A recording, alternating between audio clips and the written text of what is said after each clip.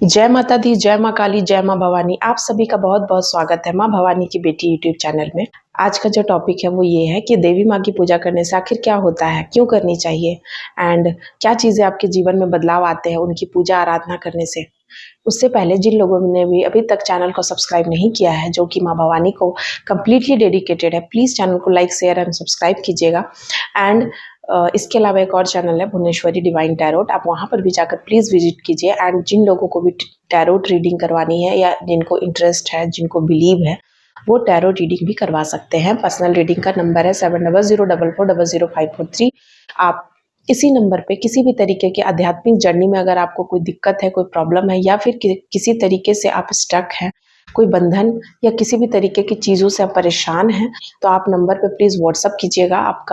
आप नाम लिख के अपना प्रश्न लिखिएगा एंड आप जहाँ से हम बिलोंग करते हैं आप वो आप लिखिएगा प्लेस। जो देवी माँ है हमारी, वो बहुत ही प्यारी है। देवी माँ बिल्कुल माँ के समान ही है, जो माँ को जो होनी चाहिए वैसे ही है बिल्कुल। माँ शब्द जो है वो बिल्कुल माँ शब्द की परिभाषा जो आप समझते हैं बिल्कुल वैसे ही है। अगर आप देवी माँ की पूजा करते हैं, आराधना करते हैं किसी भी रूप में, चाहे आप माँ काली को करें, भद्र काली को करें, चामुंडा देवी के रूप में करें, या फिर आप माँ पार्वती की पूजा करें, माँ लक्ष्मी की पूजा करें, या फिर माँ की आदि शक्ति माँ दुर्गा, किसी की भी पूजा करें, ठीक है। जो माँ होती हैं, जो शक्ति होती हैं, वो उन्हीं का सारा फॉर्म है अलग अलग। जब आप शक्ति की आराधना करते हैं, चाहे आप 10 महाविद्याओं के बारे में मैंने एक सीरीज़ भी चलाई है, आप उस सीरीज़ को प्लीज़ जाकर देखिएगा। जो महाविद्याएं हैं उनके पास जाने के लिए आपको क्या क्या चीज़ें होनी चाहिए। देखिए, वो तो माँ है, आप चाहे जिस भी भाव से जाएंगे वो आपको अपना लेंगी। वो बहुत ज़्यादा करुणामयी है, बहुत ज़्यादा ममतामयी है। लेकिन आपने लाख पाप किए हैं, करोड़ पाप किए हैं, लेकिन फिर भी अगर आप उनको माँ बोलेंगे, आप उनको अ, अपनी गलती का क्षमा मांगेंगे, तो वो माफ़ कर देती हैं। वो पल भर में माफ़ कर देती हैं और आपको शरण में ले लेंगी। लेकिन आप बार बार गलती करते हैं, आप जानबूझ के करते हैं, आप निरंतर गलती पे गलती कर रहे हैं, और आप इवन कि अगर इस पोस्ट पर आ गए हैं कि आप कोई भगत बन गए हैं या किसी प्रकार की शक्तियाँ आपको प्राप्त हैं, उसके बाद आप शक्तियों का दुरुपयोग कर रहे हैं, तो फिर आपका बहुत ही बड़ा दुर्भाग्य है, बहुत ही कठिन दंड माँ देती हैं, देंगी ही। दूसरी बात कि आप माँ को, बहुत लोग जब माँ आती हैं, माँ की शक्तियाँ प्राप्त हो जाती हैं, तो चूंकि माँ वचन से चलती हैं, तो सबको लगता है कि जब कोई गलत है तो माँ उनके साथ क्यों देती है, वो माँ चली क्यों नहीं जाती हैं। माँ इसीलिए नहीं चाहती हैं क्योंकि माँ वचन के साथ चलती हैं। जब माँ ने वचन दे करके, बहुत सारे ऐसे लोग हैं जो भगत के पास जा करके एंड किसी प्रकार का वचन लेकर के अपने ऊपर देवी देवताओं को छुड़वाते हैं, शक्तियों को छुड़वाते हैं अपने ऊपर, ठीक है, अपने शरीर पे लेते हैं।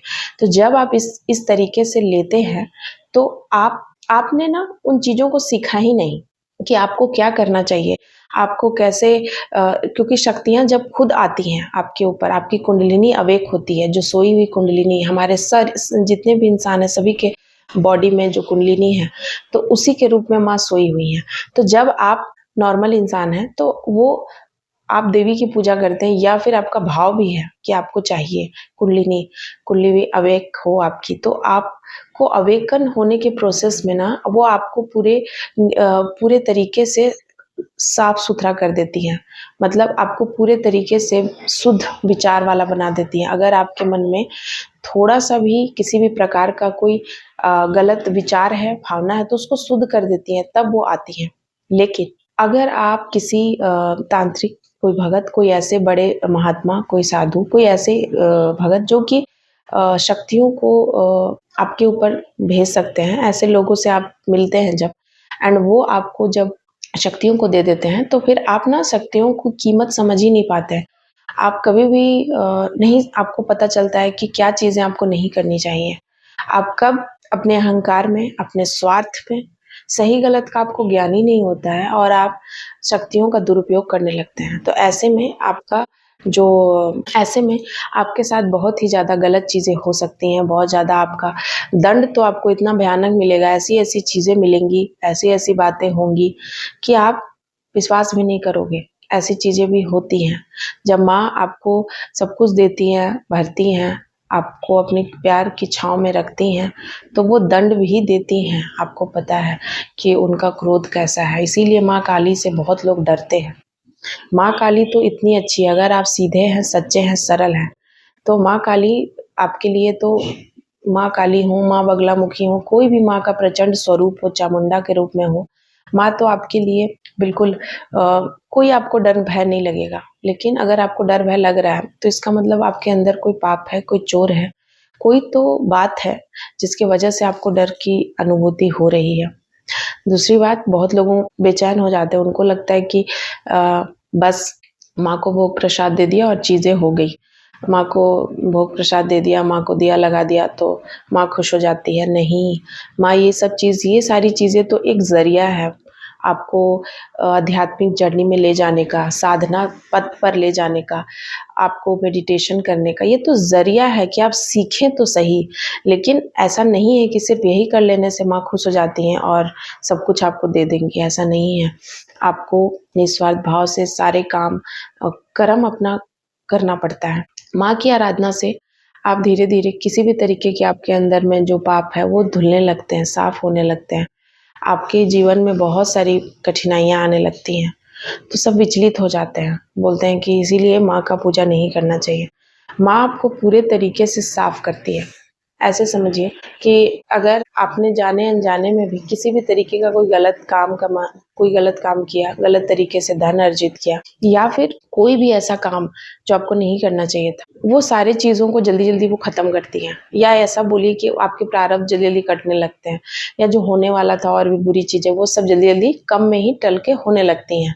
सारी चीज़ें फ़ास्ट-फ़ास्ट होती हैं।